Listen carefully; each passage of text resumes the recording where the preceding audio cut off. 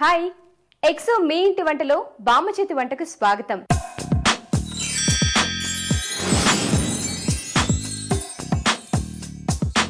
కూరగాయలు ఒకటే అయినా కూరల్లో వేసే ఉప్పు కారం పసుపు ఒకే మోతాదులో వేసినా చేసే విధానాన్ని బట్టి దానికి ఒక పేరు పెడతాం.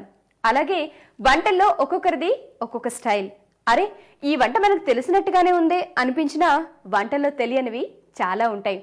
అందులో భాగంగా మీ ఇంటి వంట బామ్మ చేతి వంటలో ఈ రోజు ఒక బామ్మగారు అద్భుతమైన 2 వంటల్ని మనకి పరిచయం చేయబోతున్నారు.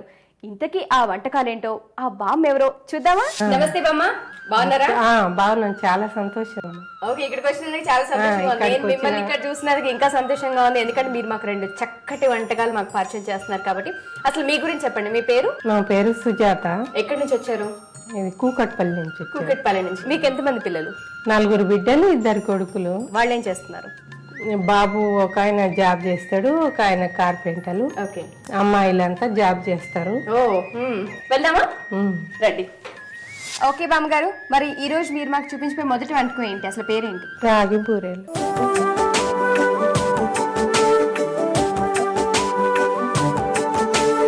ఓకే, మరి దానికి కావాల్సిన పదార్థాలు చెప్పండి. దాల్డా, రాగు పిండి, నూనె, నువ్వులు, ఎండు కొబ్బరి తురుము, బెల్లము. ఓకే బామ్మ, మరి కావాల్సిన పదార్థాలు చెప్పేశారు. ఎలా తయారు చేసుకోవాలో ప్రాసెస్ లోకి వెళ్ళిపోదామా? ఫస్ట్ ఏం చేయాలి? ఫస్ట్ నువ్వులు వేయించుకోవాలి. స్టవ్ ఆన్ చేయనా? ఇవి తెల్ల నువ్వులు కదమ్మా?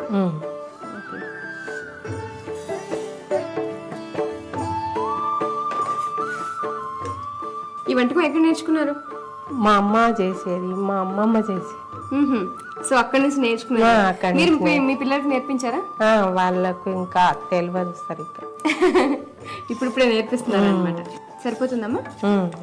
తీసేనా? తీసే.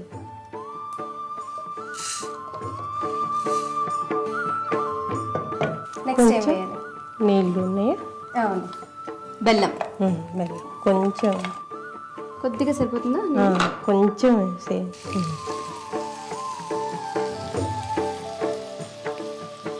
ఇంట్లో ఎక్కువగా ఇలాంటి స్వీట్స్ చేస్తూ ఉంటారా?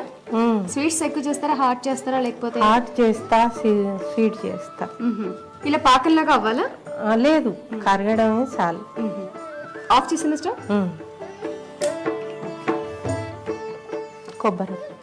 కొబ్బరి పిండి వేయాలి. అదే ఎండు కొబ్బరి వేసుకోవాలి. ఎండు కొబ్బరి తురుము పెట్టారు కదా?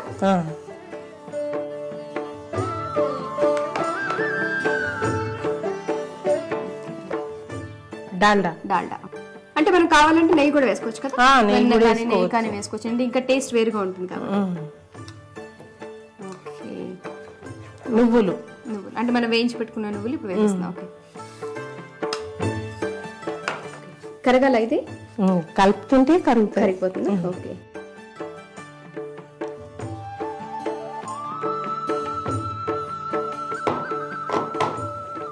సో రాగులు అనేవి హెల్త్ కి చాలా మంచిది కూడా. చాలా మంచిదని ఈ రాగి పిండి బూరెలు చేసుకోవచ్చు, మళ్ళీ జావలాగా చేసుకోవచ్చు. పొద్దున్నే టీ తాగకుండా జావ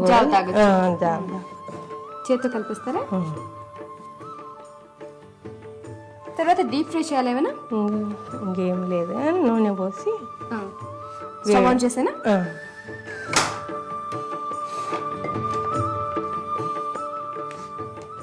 డీప్ ఫ్రైకి కాబట్టి కొంచెం ఆయిల్ ఎక్కువే పడుతుంది.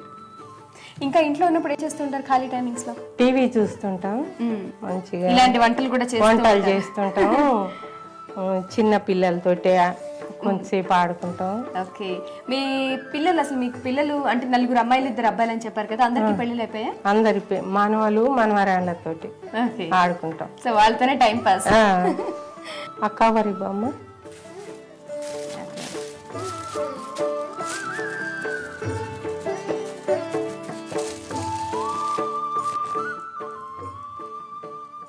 సో ఇవి చిన్నగా చేసుకోవచ్చు, కావాలంటే పెద్దగా చేసుకోవచ్చు, చిన్నగా చేసుకోవచ్చు, మన ఇష్టం.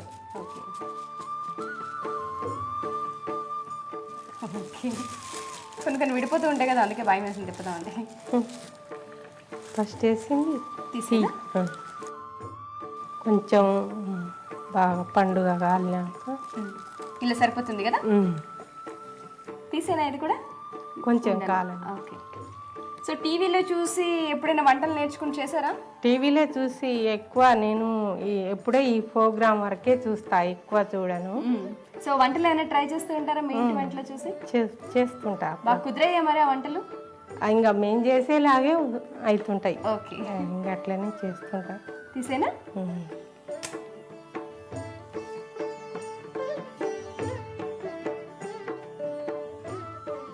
ఓకే, ఇంతే కదా. అంతే. సర్వింగ్ ప్లేట్లకు తీసుకుందామా? ఓకే.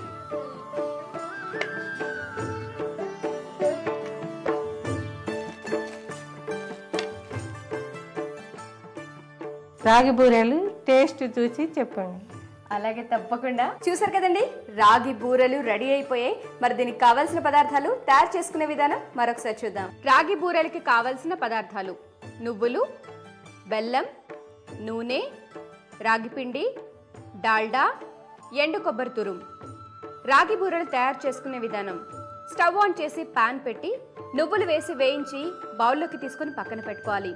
అదే పాన్లో బెల్లం, కొద్దిగా నీళ్లు పోసి కరిగించి స్టవ్ ఆఫ్ చేసి అందులో ఎండు కొబ్బరి తురుము, డాల్డా, వేయించిన నువ్వులు వేసి కలిపి దాంట్లో రాగి పిండి వేసి ఉండలు కట్టకుండా కలుపుతూ ఉండాలి. స్టవ్ ఆన్ చేసి కడాయి పెట్టి అందులో డీప్ ఫ్రైకి సరిపడా నూనె వేసి వేడి చేయాలి.